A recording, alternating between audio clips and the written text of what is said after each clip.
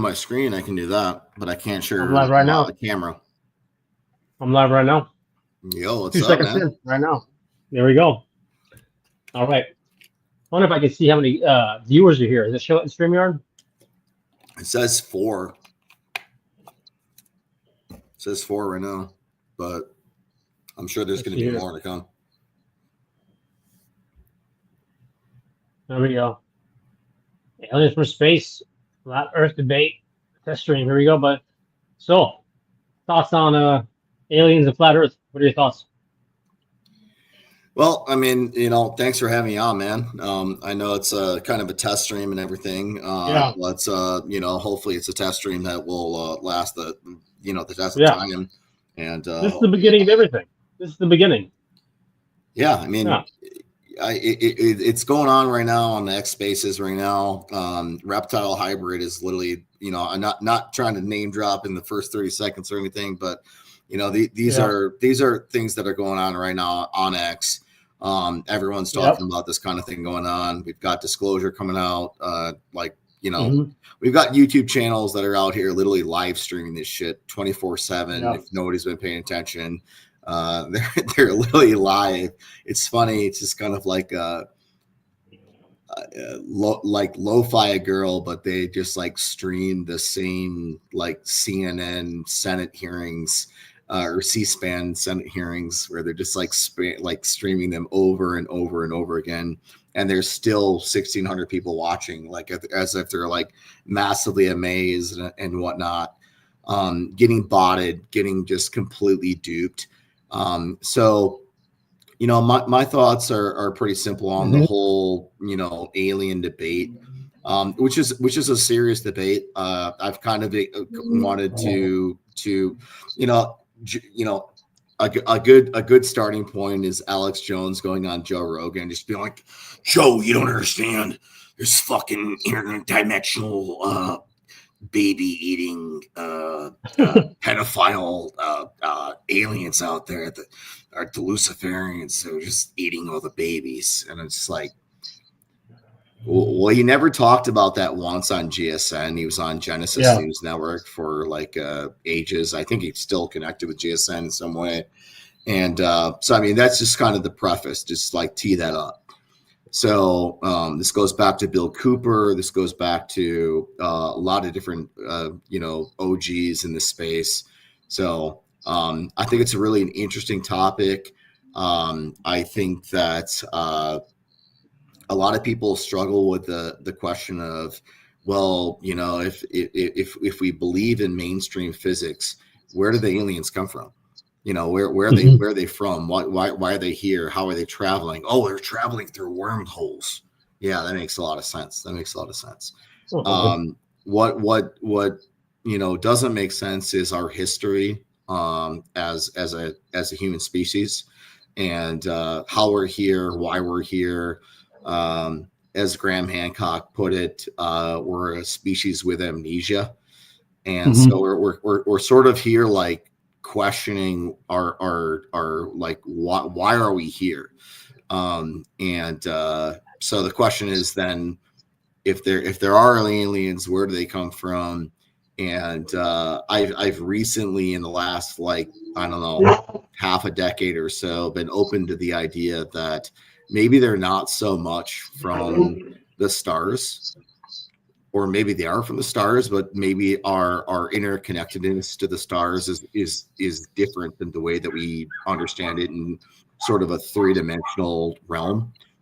So I'm open to the idea that there are aliens, and I've heard a lot of accounts. Just like if you're new to this, if this is your first time here, if you never heard of this before, if you never heard about near-death experiences, for example, this is like kind of like your first dive into the paranormal and studying a topic that is sort of taboo. It's not really covered yet. Meanwhile, there are Senate hearings going on right now, literally on C-SPAN, that you can watch, and you can hear them talking about all the stuff that happened in Roswell, New Mexico, way back when. and all the stuff that's happened since then. There's been tons and tons of different things that have came out. So that's kind of how I would preface it. I would say that there's a lot of information there. That's a lot of parse through. And I would say that it's super interesting if you're just coming into it. It's easy to hand wave dismiss, but I would say there's a there.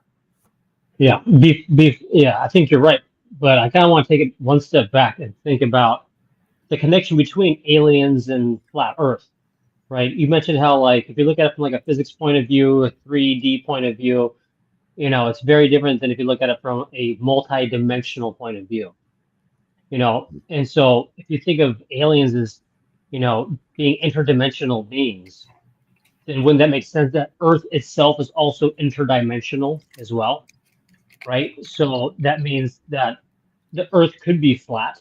Could be something slightly different in different dimensions. Is Earth a multi-dimensional being in itself? And which version of it are we on right now? Because I know I've gotten dreams, I've had visions where I've seen the firmament. I tried to go past it and I got like shocked. It was like a magnetic field and I couldn't get past it. It was like a sharp pain and I couldn't get past it. But I've also had visions where I go in an astral, I go outside, like through the sky, and I go outside to space, and it's not space, it's just a bunch of two rows of like Earths, like parallel Earths, like going back to infinity. And I could like zoom in on each one. Some were burnt, some were alive, and like they were ancient. That's because you're on the side of the tortoise. And so it's like, depending on which dimension you're at, Earth will look different depending on which plane of existence you're looking at it from will be a different representation of it. It's like I was going into the library of Earths in that particular vision, and in the other vision, I was unable to get out of the dome. So it's like, depending on the plane I was in, it was like had different abilities and different access. What do you think about that? Well, yeah, I think I in case you didn't catch my joke when you were saying about the like a parallel sort of infinite plane, not infinite plane, but like a linear stretch of Earths in like different like in snapshots almost. And that reminds me of the old lady, and she says, "It's tortoises it's tortoises. Oh yeah, the Earth is on the tortoise. It's tortoises all the way down." Yeah, I think absolutely you're on to something there. Yeah. Remind me of your last point that you just said there. Because you before I said that, I wanted to get that joke in, but yeah. Yeah. So there seems to be a connection between like aliens and them being possibly interdimensional, and like basically ignoring the concept of like this physical 3D concept of having to travel light years to get to Earth, when they're just like, I can just travel like frequentially to you and not have to worry about this space. It's weird too, because like, how do we not acknowledge the psychedelic aspect of this? And I hate to do that, right? Because this is more of a scientific endeavor, at least the way that I think of it. But that's what I was going to say. That's right. You made a point about seeing it from different perspectives. So I think angels and angles are like the same thing. So I think that so this is where we get the concept of as above, so below.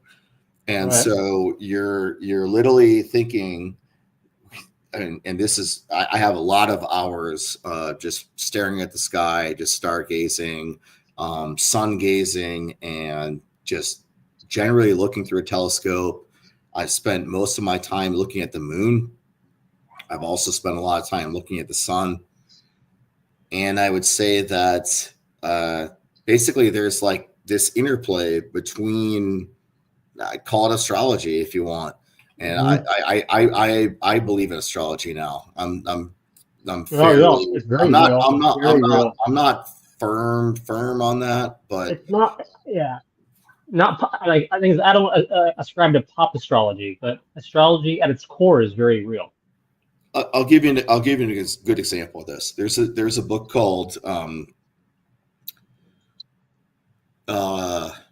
I think it's called The Water Wizard by Callum Coates, and it recounts the life of Walter Schauberger, and he's Mm. kind of this unknown forester scientist who I believe he's from Austria, and believe it or not, I was actually believe it or not, he actually like created the first UFO. It's called the Repulsine. It's REPULSIN, and you can Google it, and there's pictures of it, and there is some video of it. It's hard to find these days because it was in 1940. I think it was 1940 or 1941. And he was conscripted by Hitler himself to create basically anti-gravity. And he had worked on these things for a while, and he was more of a naturalist more than anything else. And he had these concepts that he had observed in nature, and very similar to Walter Russell, if you're familiar with him. He was kind of like this guy that came out of nowhere, and then had this big enlightenment kind of moment, and like drew all these things on a chalkboard for weeks and weeks and weeks on end. It was like 6-8 weeks or something. I can't remember the exact story, but he basically was on a chalkboard, and he was like describing all these different things and forms of nature. And I'm a big there's another book, it's called, I think it's by Ernst Lears. Ernst Lears. Anyways, it's about forms of nature, and it's fascinating. There's a guy on YouTube. His name is Stellium7, and he espounds that this idea that rocks are basically hearts. Basically, if you were to take a cross section of, not all rocks, but if you were to take, like in certain areas and whatnot, if you were to take a cross section of a rock, that the rock has like vestibules and different like passages that simulate the heart. And he's basically saying that this is basically evidence that there are creatures that have decayed, and we're looking at their decayed bodies. So he goes as far to say as, we're already getting into tangents here real quick. I mean, it's kind of the like unfortunate way that it all goes. It's kind of hard to stay on like, on course, but. So he's saying that this is what he's saying. He's basically saying that there's he's basically saying there's take it from the Bible, for example. We talk about the Nephilim, the Watchers, and the Anunnaki. Take it, all these different things that you have, and that he's basically saying that there's creatures. These creatures lived. They were giants on the earth, super giants, not just giants like that we would normally think of them, like 30 feet tall, but they were hundreds of feet tall, and the trees were hundreds of feet tall at all that time. And again, it's kind of funny if you wanted to think about giants and giant trees and put it on a ball. That's kind of funny too. That's kind of a thought experiment where you're like, holy shit. So if the trees were like 1,000 feet tall, like a quarter mile tall, it's like this thing out, and then like this gets into this thing where we should be seeing this curvature, and so far I'm not sold either way as far as flat earth goes. There's another YouTuber, Jaronism. Jaron went to Antarctica with some other YouTubers, and including Witsit Gets It. They went down there, and they were like, oh, well, and this is actually something that I never understood, because they were basically saying that there is no southern sun. And I think that that's a kind of a foolish way to think about this. Flat Earth is relatively a new concept, whereas hollow Earth is like goes back decades and decades, hundreds of years. We do have like probably 125 years of literature on flat Earth, but Hey, hollow Earth goes even back further. let's take a quick pause here. We got some comments. We got questions. People here says, flat Earth. The Earth is a sphere.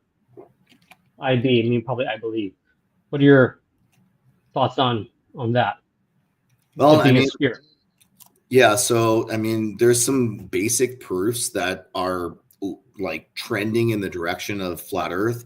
Again, I don't want to say I'm a flat earther per se.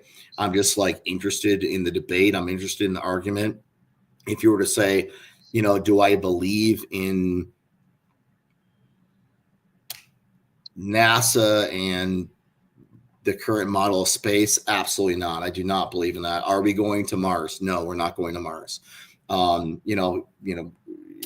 There's so many things that you could point to. I think the first thing to point to is the moon. And you say, okay, well, we went to the moon. We went to the moon.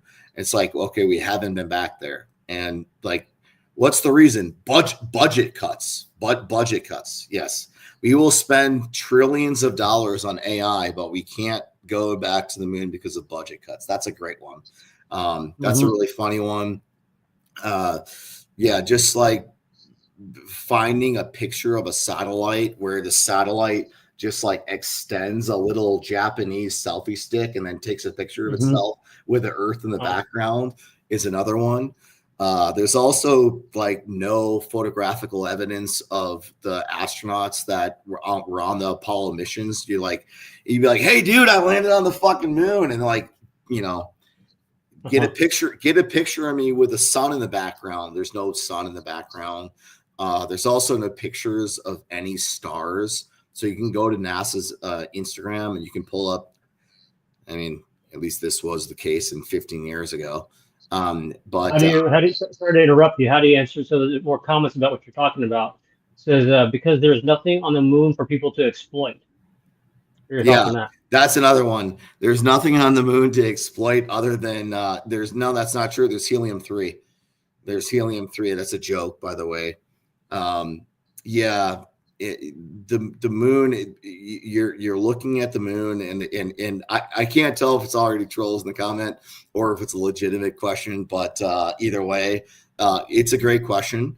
We won't go back to the moon because we don't have. Think about it from a military standpoint. You could just from a military standpoint, the moon would be high ground, right?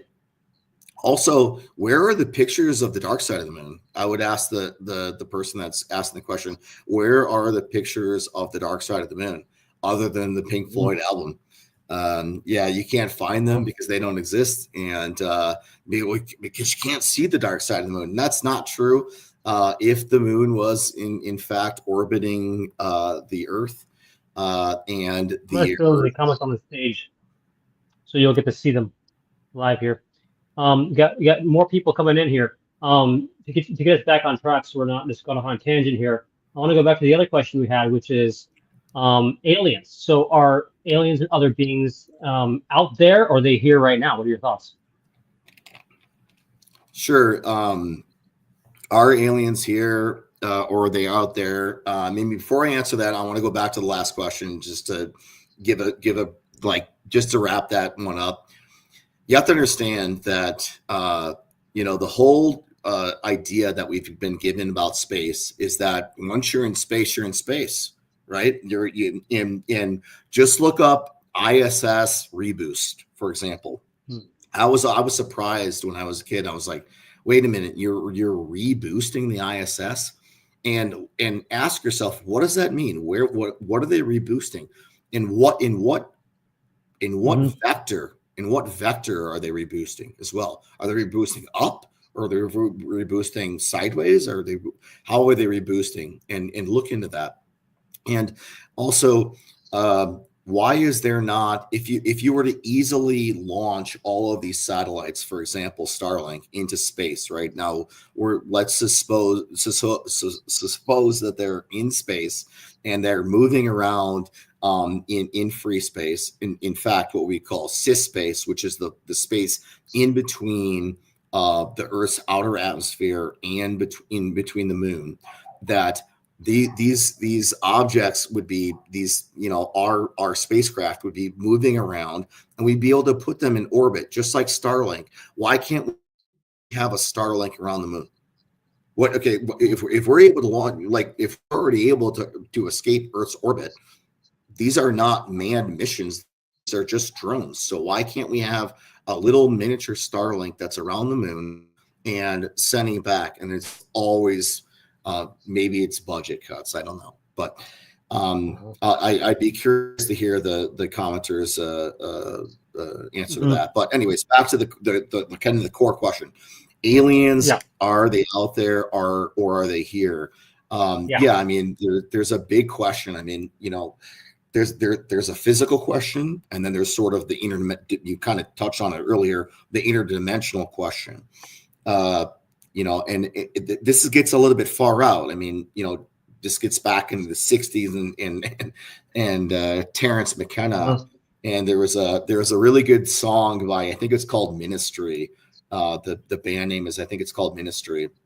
And they kind of do this cut up with I may be butchering that because that might be Timothy Leary. But anyways, there's this hilarious kind of like techno song.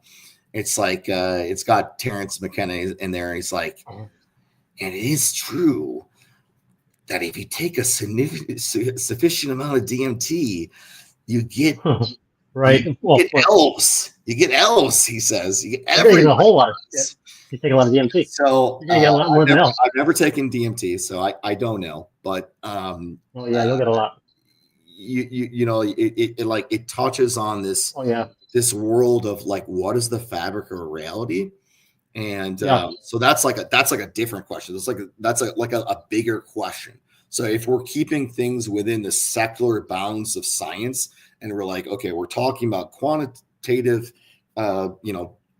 quantitative and qualitative, but mostly quantitative data, and we're sitting there and we're saying, okay, well, like, where are they? Okay, well, I would ask the question to you, Jacob. What is the deepest hole ever dug? Well, the deepest hole ever dug reminds me of was that conspiracy theory of the hole in Washington State? What was that? The Graham's hole? I forget. Mel's hole. But like a scientific hole that was dug. Like, just take a stab. Like probably a deep sea thing. Well, let's play a game for a second. I don't know. I'm not trying to dig, but like, most people don't know this information. So 100 miles. Let's play a quick game. Like, how high is the moon? How far away is it? Well, I mean, well, for me, you're talking to somebody who's really deep in read the book. I mean, I'm so deep into this. I'll answer it from what perspective should I answer it from? Do you want it from a physical perspective, like a NASA perspective, or do you want it from like a spiritual perspective? Well, I think from the YouTuber comments, they're basically saying, from a qualitative perspective, from a quantitative perspective, how high is the moon? Like, if the moon is directly above us. It's like 3 seconds, and it's 3 seconds for light to reach us. It takes like 8. Because it takes like 8 for the sun, or 11 or whatever it is. I don't know. So it's probably like 3 light seconds. So another question would be, what is the diameter of the Earth? And I'm asking these questions. I know they're hard, and I would say it's probably 27,000 miles. 27,000 miles. Okay. All right. So that's roughly. Is that close? Or? That's roughly the circumference of the Earth. but the diameter of Oh, Earth would be 8,000. So if we were to take, for example, and again, we're going to ballpark these numbers, guys. We're not going to get into specifics, and it's like, oh, yeah, you're right. You're talking about solid round diameter 25,920. going straight through. Yeah, so basically half of what I said almost, kind of thing. Yeah. So from the North Pole to the South Pole is 8,000 miles. Yeah, it's a Okay, fourth. Yeah, diameter. so how now? So okay, so it's fourth. The radius of Earth is 4,000 miles. So how Yeah. far do you think we've dug deep? Now the Mariana Trench is And I would say roughly an eight. 7 miles, I and would Mount say Everest is 16th, almost 16th, a 16th, 16th or a 16th of it. a 16th of it. Okay, so I would think. Yeah. yeah, so let's say of the radius, we'll say 4,000 Uh-huh. miles divided by 16 Yeah. would be roughly 250 miles. So Something like that. Yeah.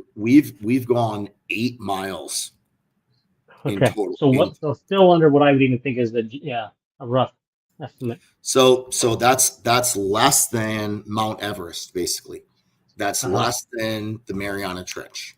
We Hmm. have gone nowhere. We haven't even Yeah. Yeah. now let me give you another thought example. Okay. So again, this is going to go back to aliens and very real quick. Okay. Yep. So if we were to think about how far high up is the International Space Station, and let's suppose that I think the ISS is there. I do think it's there. Richard Garriott, who's one of my heroes, he's basically the greatest video game creator of all time. He created Ultima Online and the whole Ultima series. Big hero of mine. He went there and he has actually the best footage of basically any astronaut that's ever been there. He was an independent astronaut. He paid his way to go there. I think he paid like $15 to $30 million of his own money to basically go up there way back when. And this is when you actually had to be an astronaut to go to space. Now you can just be a fat 80-year-old William Shatner to go there. It doesn't matter. And you can just ride a dildo to get there. But anyways, back in the day, you got to be somebody to get there. So how high do you think that the International Space Station is above Earth? So you think about, okay, well, how far is it to get from point to B? Well, it's in orbit, so it's probably a few thousand miles. A few thousand miles. That's I'd say it's 800 miles. That's a good gosh. That's what most people say. Most people say a few thousand miles. How far, or let me ask you a different question. How long do you think it would take me to get there? Like if I launch a rocket from Cape Canaveral, how long would it take me to get there? It would take you, how fast is it going? What's the rocket going? Well, I mean, the International Space Station is traveling at 17,500 miles per hour laterally. So, but you have to just get to it, which is it's as high as you want to go. So the question is, how are you going to get there? Now, in order for you to catch up with it, you have to actually calculate that trajectory. You have the right speed's going to change depending on. But I mean, yeah, it's going to take you. There's two questions that you have to ask. Definitely, it's going to take you quite a long time. Well, there's two questions that you have to ask. Are you trying to land on it, or are you trying to explode it? You see the difference? Because if I'm trying to land on it, I have to match the trajectory, and I have to actually match the trajectory in order to follow the orbit, in order to catch it, in order for me to safely land on it, as opposed to I just have to intercept it and just boom. It doesn't matter for me. So the answer is like, so the fastest rocket, believe it or not, that's ever gone past, and you can double check me, it's either Voyager 1 or Voyager 2. And they say that Voyager 1 is reaching the Oort cloud right now, and that it's communicating back to us. So, and I'm having a tough time seeing the comments right now. It's like I can see them, but they're really, really tiny. So if there's any questions. Okay, so here we go. So I'm going to bring up to speed here. There is, we can't be the only sentient beings in the entire universe. The universe is infinite. Then the comment was Ocean Beach, Washington. I guess that's where she is right now. And then it was 238,555 miles from the Earth to the Moon, weighing in on the distance from the Earth to the Moon. Yeah. So if you measure that in like diameters of Earth, that's like not a lot. So if you think about or circumferences of Earth, so how long would it take you to if you had a really fast plane and you wanted to go around and around and around? And of course, this is not. I'm not talking about rocket mechanics here. This is something different. But I'm just saying that you have to think about like if you were to go to Los Angeles to Seattle, for example, that would be like 3 times the amount of length, maybe 4, that it would be to go to the moon. So if you were to take that let's say it was linear and you were to tilt that straight up on 90 degrees, how far is it to get up? And no one can ever explain why we can't see the dark side of the moon. That's a funny one. I would love to hear from anyone in the comments of why they can't see the dark side of the moon. They'd be like, oh, we can't see it because it's on the dark side. Well, yeah. So if it was a new moon and we had a satellite, then the satellite would see the far side of the moon anytime that it was orbiting on the far side of the moon during a new moon. So when it's a new moon, it's dark to us because it's facing us because it's supposedly geo-locked. Yeah, it's so basically the way I see it, and this is where it gets all complicated. You know, there's lots of theories.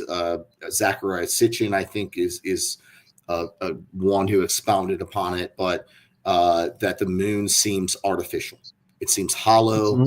I also have heard from other people like Eric Dollard.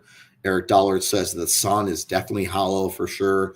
He's done massive amounts of experiments of radio tests of using different radio telescopes and testing the sun. It also is something different. I also recommend crow777radio.com. He's got a great website and just awesome. I'm not trying to be here on the test stream, just name dropping, but if we're going to get into this, we should probably I don't know. A lot of people, they want to keep it about us and they want to keep it here. Well, it's a test stream, so who cares? But these are a lot of the informations that you should kind of start on in order to get into this kind of information. Now, let's get into the nitty-gritty. Let's get back to the aliens. So, so the information about the aliens, again, this is like in the last 3-4 weeks or something like that. There's been a congressional hearing on it. There's been lots of things coming out over the last different, I don't know, few years or something, all talking about disclosure. The QAnon people I also hear are big on disclosure stuff. I don't know if that's turned on. I'm not a Q-tard, so I don't know about that. But and this is where I would throw it back to you. I mean, I've kind of given you my take. Now I want to hear, from you.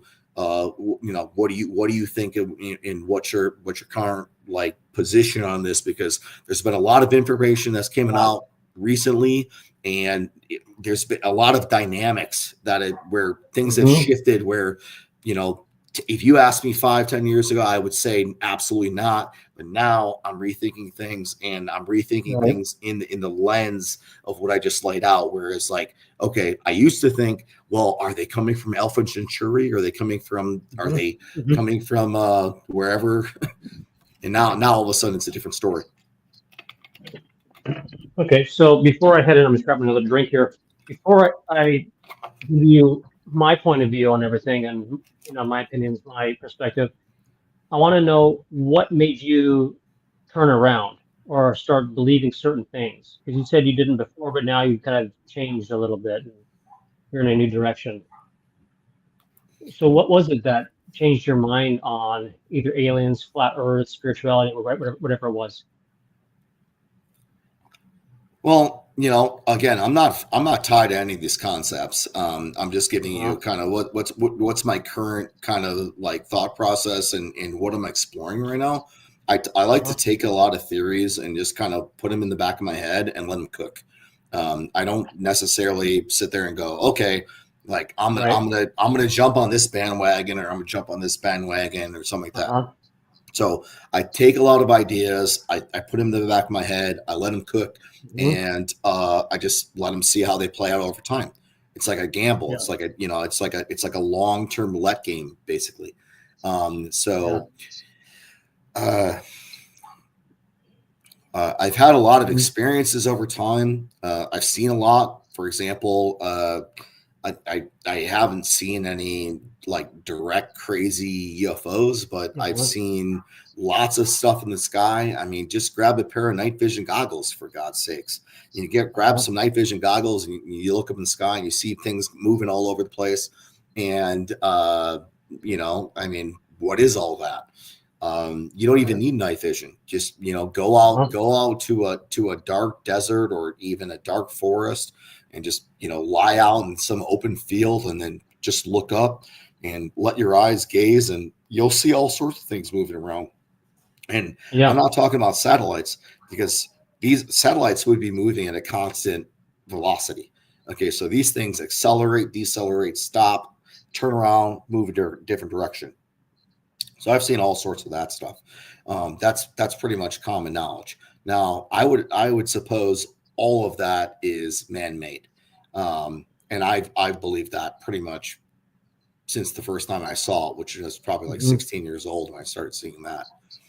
Um, Also, chemtrails. I mean, I'm not getting into the side topic of chemtrails, but I mean that is kind of a weird thing, right? I mean, I remember distinctly being a kid. There was no chemtrails. Then all of a sudden there was chemtrails. That was about 97, 98. Uh, Not going to get into that right now, but um, all of these different things lead to uh, what Eisenhower described as the military industrial complex. And so we know that there's basically this technology that, basically came out of World War II. There was a lot of stuff that went black ops, and there was stuff from black ops that went even more level of black ops. And the skunk works programs that they have got going on. So Hmm. yeah, so I definitely, when I first looked at the Los Alamos info, I kind of dismissed it. um, Stephen Greer, for example, I think his name's Stephen Greer. Yeah. It is. He's been out here for 30 years. You know, the majority of my life, basically. Going over this information and talking about it, talking about mostly classified information that he can't talk about, or mostly Hmm. declassified. He kind of goes once in a while. It kind of goes a little bit more. Um, so uh, I've been open to that information. Also, people that have had NDEs, near death experiences. That's definitely Uh-huh. another thing that ties into this, where it seems as if there's a connection there, where um, Hmm. yeah, people having NDEs are definitely experiencing something that goes a little bit deeper than what we would typically think. And then yeah, there's just the overall thing about, if you're trying to think about aliens in terms of, well, how do they get here, and if there's so much more, like the typical thing is always, well, if they're so advanced, they're just studying us like worms, and they're just waiting, they're just seeing like all these different like fictional ideas, but it doesn't seem like that's the way it works. And then also too, an important point is that if you see that the way that the world has been manipulated, it does not seem that the way the world has been guided. So if you like just in terms of history, for example, all of a sudden the advent of all the technology that we have today, it's very strange, and which the pace that it. And I'm not discrediting the ingenuity of mankind. I'm just saying that the way it all happened in terms of the lens of history that we're given Yeah, is very strange. So. yeah. Thanks for your input. I think I would like to take a little turn here because I want to manifest this to be a little stronger. So I want to get more audience engagement. So I want to start answering questions from the audience only from now on, and so that when people come in, they stay because they're going to be included into the conversation. Um, so whoever's here right now, we have one viewer. If you have a question, please ask your most pressing question right now, and we'll talk about that. And I'll give my opinion. He'll give his opinion about that, and share yours as well.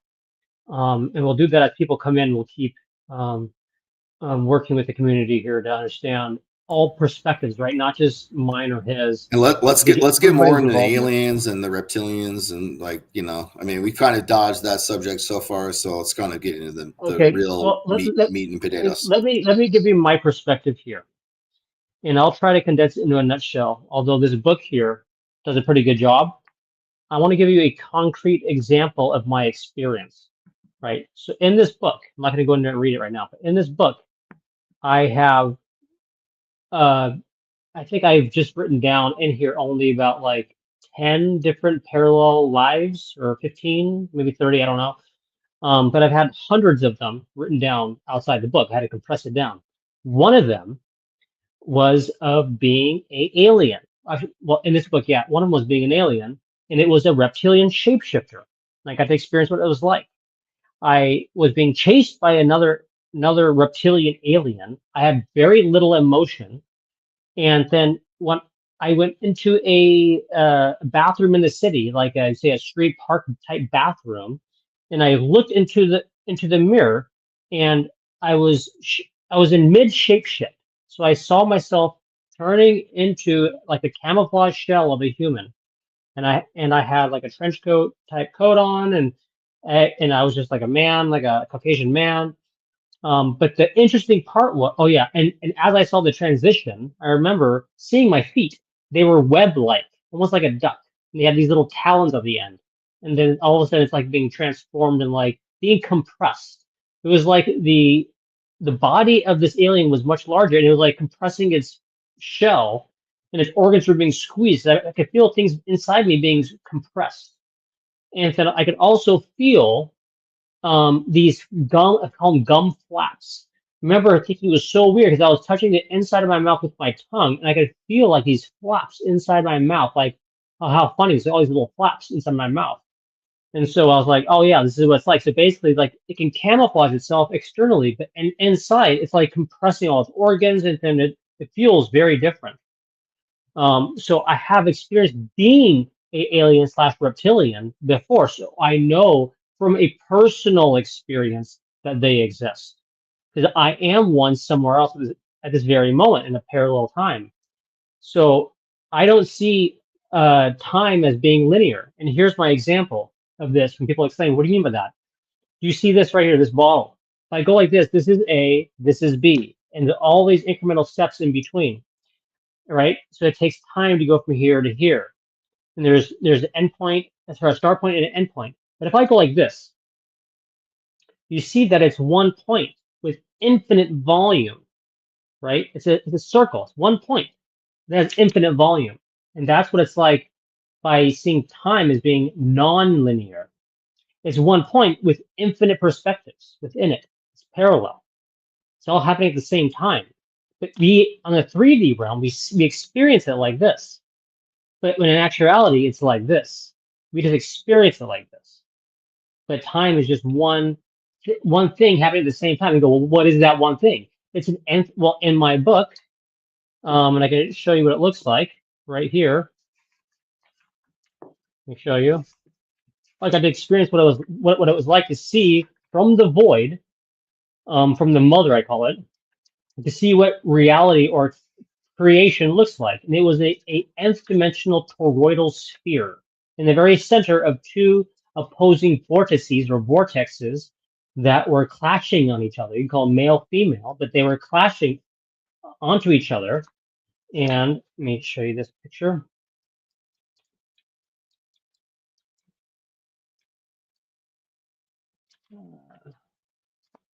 Here we go. Here we go. Let's do this one here. See that top there, right? These two vortices were clashing onto each other. And oh, we got a question here. Do either of you think the aliens have evil or good intentions? I know Dr. Greer talks about how them being evil is a cabal made psyops to create fear. Okay, I have a lot to say. So I don't know much about Dr. Greer's visions. Of Capulet, I think I've seen you before. I think you been talking about this before with me. But you know, I've had thousands upon thousands of parallel lives and visions and experiences and mathematical formulas and everything that's in this book. I'm telling you, these are direct experiences, right? And I had to go through the whole entire evolution of thinking linearly and then finally non-linearly to accept all possibilities, pure imagination. When I did that, everything started flooding in. I don't know if Dr. Greer has done that. See, he's very grounded. Most grounded people in this world are really glued to 3D thinking, and they're opening up to this infinite possibilities of things happening. Whereas I was born with this infinite possibility, trying to ground myself constantly. So I come from a different perspective.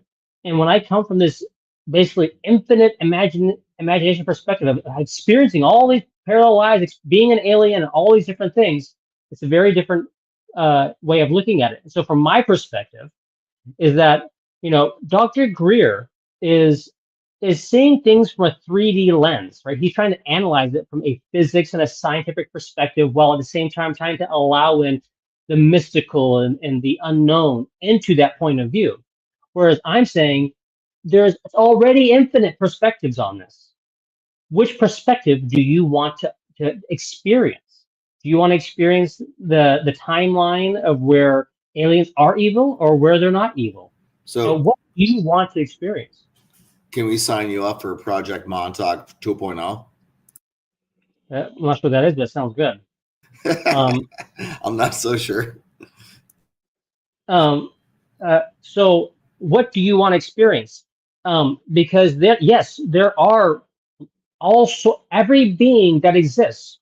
If you're in creation, you're in duality. If you're in the void, you're in non-duality. That means if you're in creation, I showed you that, those vortices going like this and creating an nth-dimensional toroidal sphere in the very center, that creation, if you're in that, there's duality. And that means there's positive and negative, good and evil for everything. Every being, there's an opposite. You go, well, you're saying that Jesus has an opposite? Yes, there's an evil Jesus. There's an evil version of everything.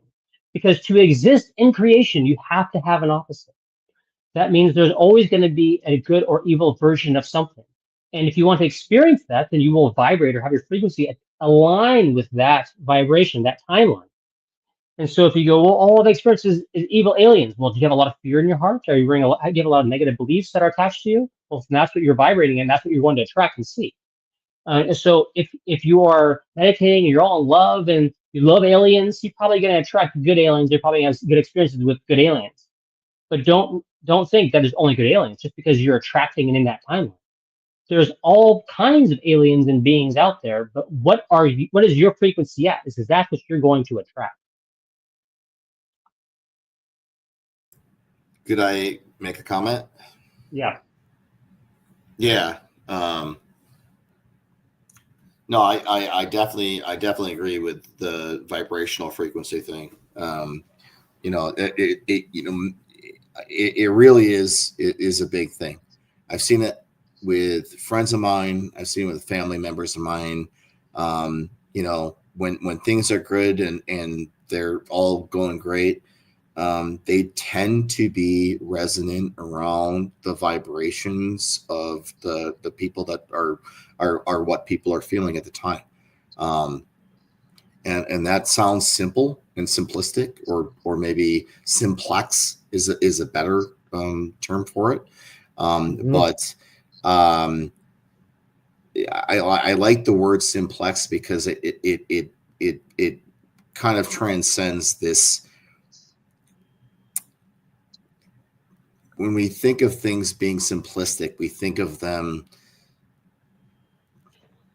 There's nothing simplistic about platonic solids, for example. Yeah.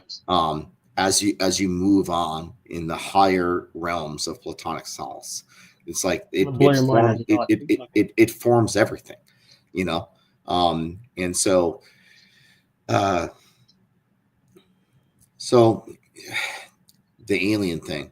Now, I have personal experiences. I'll share one. I had this guy that was a teacher of mine, and Hmm. he basically came and it blew my mind right away and said, there are aliens, and they're here, and there's multiple different types of aliens. There's grays, there are reptilians, and he said there was,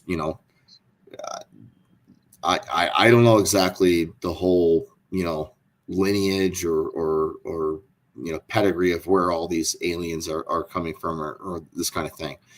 And I have, to be honest with you, I haven't really thought about it until recently. So I have to spend some more time thinking about this and breaking this Hmm. down. Yeah. And the thing for me is always, well, they're aliens. Well, why can't they just be a species that's still here on Earth? Why? That's something that's completely overlooked. Is like, why are they just not here on Earth? And they've been here. They do they live on the ground? And also I also kind of hand wave dismiss the potential DNA editing of the human species, which seems to be there now. A lot of scientists are coming out and acknowledging that, Hmm. so that seems to be real. Yeah. And there's a really good guy. His name is escaping me right now, but basically he was on a podcast recently. He was on Crow Triple Seven. Um, his name will come to me, but anyways, he was talking about basically that the relationship between the human and reptilian DNA is so closely related that there's something to that, and there's also something connected to the vaccines. Now, we might just Hmm. get kicked off right on the test run here. So it's like Yeah. I kind of don't want to go into that kind of stuff right now because we're just kind of Yeah. like testing the waters here. Yeah. But No, I understand that. I mean, we can kind of keep it, PG. you Yeah. know, A little bit. we can keep it Cleo over here, but Yeah. I At don't know. least for now. I'm not really sure we're wanting to go into Because like I don't mind getting into yeah. the nitty gritty, and because there's a lot of things I'm going to reveal. So people, there's two people here viewing. What you're the first two people that are about to experience what is going to be a revolution in dreams and in everything. So I wrote this book and I released it last year, and I'm finally going through a life transition. I'm going to be spending, so after August 5th, I will be spending every day doing lives, doing podcasts, doing videos, and doing all of this stuff. And it's going to explode. I'm telling you right now. And I will be getting into the visions and premonitions, and we'll have Metatron back. We'll be talking a lot about what's going to be happening, premonitions that are really happening within years here, and this year as well. And the things that are already coming true that I've already predicted in this book, and they're already coming true. So if you want to see some wild stuff that has been prophesied, that is coming true, get the book. Also tune in for the podcast coming up soon. One thing I want to mention that'll blow your mind, because you said you like the whole bottle idea, right? So I want to give you another example, a physical example of something that you can hold on to and understand how this works. When I say, so I believe in a nutshell, reality is an eternal pregnant mother. Okay, and that's why the symbol of the eternal pregnant mother, the virgin birth, is cross cultures and time. The reason why that is that there's the void, this pitch black void of infinite potentiality. Call it the quantum, call it whatever you want. This infinite potentiality is aware, but not aware of itself. It's just pure awareness. It's infinite potentiality. It's all the infinite ingredients. And within itself, so it's infinite, right? Boundless. And within it is this two vortices going like this to create this nth-dimensional toroidal sphere in the center. And did you know, if you have two vortexes and you put them inside water, a liquid, what happens? In fluid dynamics, it creates a torus, a toroid, right? Which is basically a donut, right? So this torus, this donut, in the center is nth dimensional, right? It's not just three-dimensional, it's nth dimensional. It's infinite dimensions or planes of existence wrapping on each other. Opposite, so like positive and negatives, right? Duality, right? So this is where I have this to show you understand what I'm talking about. The actual visual example. So this is a Mobius strip. You know what a Mobius strip is? It's a three-dimensional object that is one plane.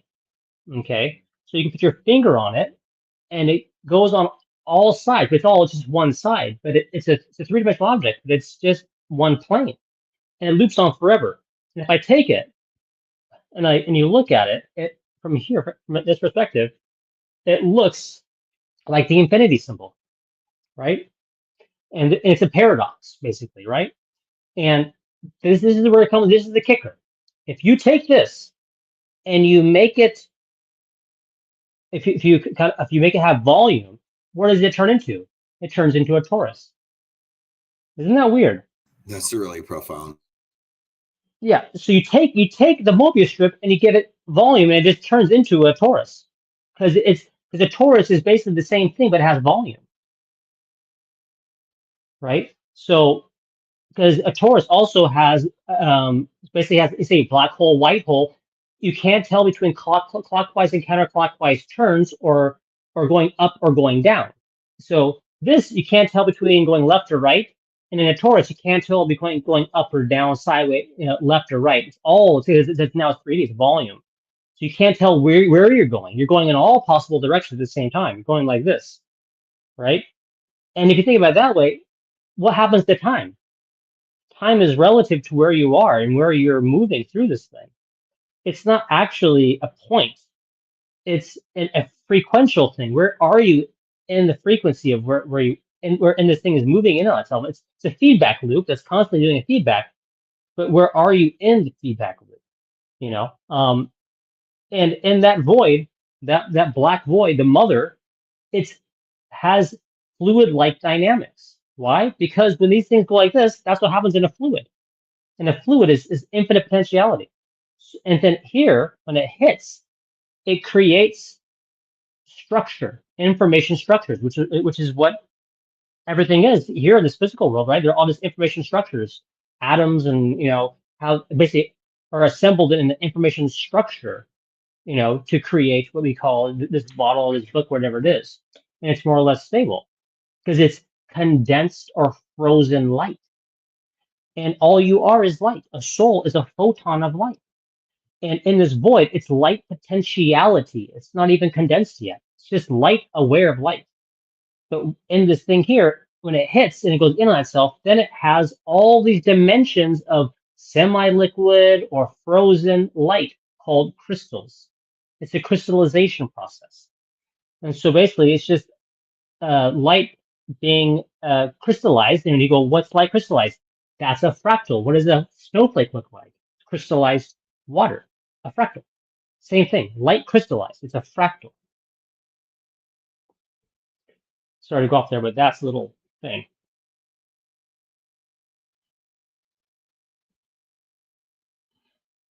So we got here. What I wonder is how an ET civilization reach a milestone as big as interstellar dimensional travel can be of hostile nature without wiping themselves out before getting here. I think you have to realize is that you are not physical. You're a spiritual being having a physical experience. Okay. So you don't have to necessarily travel physically there. If you're advanced enough, you can change your frequency and you will just appear there. And to give you you go, well, how does that make any sense? Let me give you an example. When you have a dream, how did you travel to that place? You're here in your bed. How did you travel there? How did you go to, somewhere across, the world to see your grandma? You were in your bed. How did you do that? You can't travel there.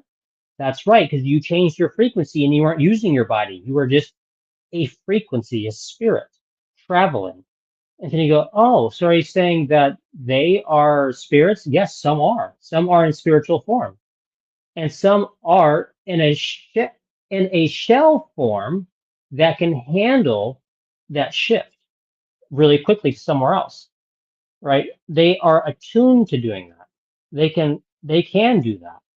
And we're shifting as well, but they're able to shift. Their frequency in their shell is able to shift many layers and densities very fast.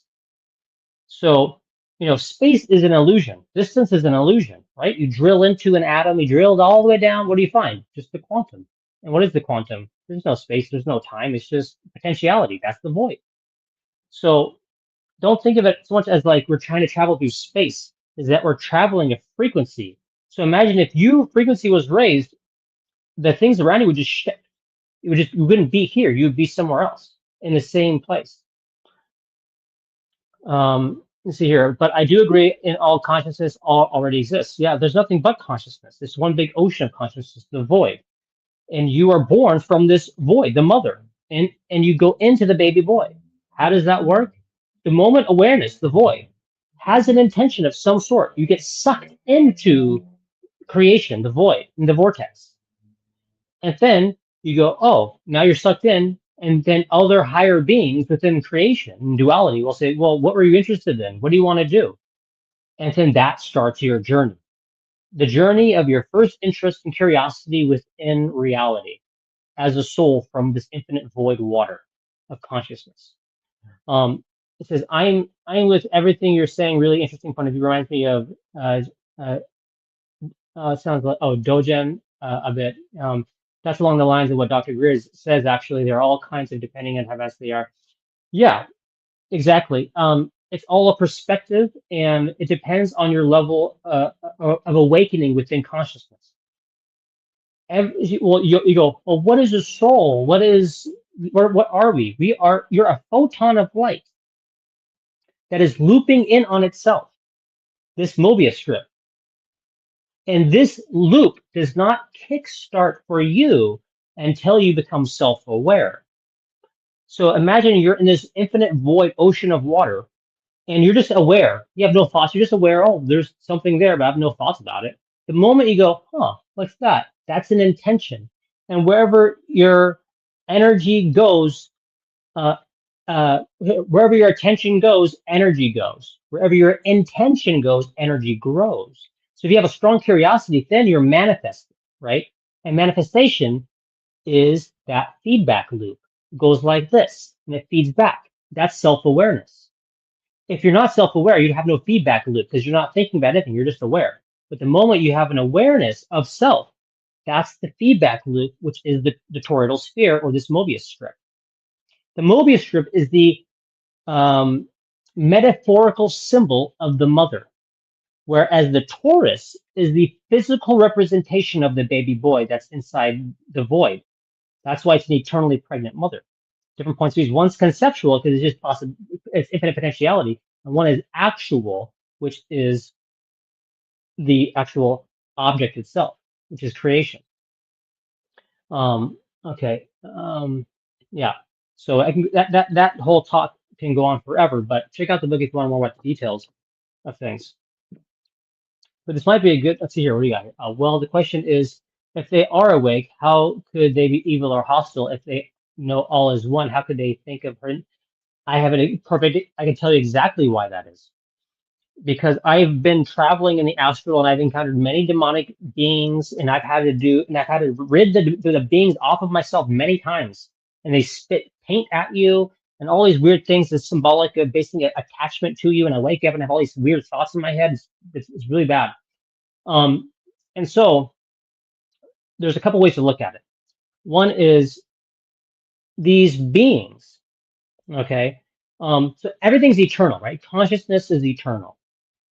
Um, and in order for mother is eternal, right? Infinite consciousness. In order for infinity to understand everything, right? It's infinite. In order for infinity to understand itself, it has to become what it's not.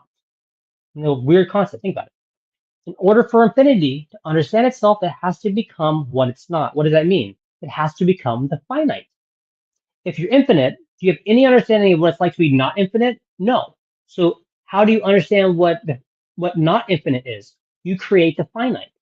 But you can't create the finite if you're infinite. That's right, you can't. But you can create a very convincing illusion of the finite. And that's what this is, the illusion, the matrix. It's an illusion of the finite. So all we can do is a really strong illusion. And we have many layers of the illusion. We first start creating these semi-realistic layers, and pretty soon you get to Earth, and you have the most realistic game possible. And it seems so finite. This is the book, and it's nothing else. It seems very real. And so if you think about it that way, you realize, oh, well, if we have to become what we're not, we have to see every possibility, even if it's paradoxical. That means in order for good to exist, evil has to exist within the creation, right? Out in the void, there's no such thing because it's just awareness. You don't even know what's going on. You're just aware. But in creation, you have the two opposing vortices. You have positive and negative. So you have good and evil. You have to have those because that is the opposite of infinity. Is a contrast. It's positive and negative. It's finite. So you have to have evil. You have to have good. Can't have good without evil. Can't have evil without good. They coexist together. Without evil, how would you transcend the suffering to understand more about what you are? And you go, oh yeah, I'm just an infinite. Yeah, you can't transcend. You can't spiritually grow if you don't have evil. It's impossible. So would you say that where would you say God exists? Well, I say in the book, um, it's very end of the book that God is a word for the lost and love is a word for the found. And God it is a word that we've used because we don't understand that we are part of God and we are individually gods growing, like demigods growing. And and all of this creation itself is God, but it is the baby boy. You see, it's the self. So you say, well, then what about the mother? So you can say, well, is the mother God? Well, the mother is the ultimate God that's not even aware of itself. You see, because it's unconscious, it's unaware, it's asleep. So what is the baby boy? The baby boy is lucid awake. It's aware of itself. The baby boy is aware of itself. The mother is asleep eternally. And so the mother is actually the ultimate God that's unaware of itself. And the baby boy is aware of itself and is in a sense, a lesser God because it's not the void, because it's within the void. So it is a physical God, but it's which is everything, and you're in that. It's like God's brain, the baby boy's brain, and you're one of the neurons in that's growing, and becoming more self-aware of itself and realization. And if you keep doing that, you will. So the whole point is, well, then what's the end game? Well, the end game is you will at some point be a master of your own universe. People will be within you, as above, so below. You will have beings within your universe that you created that will be thinking you're God. And then, well, they go, well, and then you have to realize, well, as above, so below. That's right. It's infinite. Therefore, there's a God above me and a God above them. It's to infinity. So it's nth dimensional gods wrapping in on themselves, and you're constantly. So I will be a god of a universe. So will you. We will all be this thing. But this in itself is the ultimate thing, but it's constantly in flux as it evolves, right? Um, and so Yeah, I thought yeah, we were needing the new NVIDIA AI for that, right? yeah. I think we'll need a much more advanced video for that one. I'm just trolling. Yeah, but might want to. I want to probably close out this live stream. I got to move on to some things, but it was good. We'll have to do this again. Thanks for joining, all the people that were here tonight. I appreciate all the questions. We'll have to do this again. Thanks, Metatron. Yeah, thanks for having me, man. It was good to be on Yes. here with you, Right. and cheers, and thanks for especially the last 45 minutes. Your insight was awesome, and love to catch you again. Yep. All right. Love you. See you guys.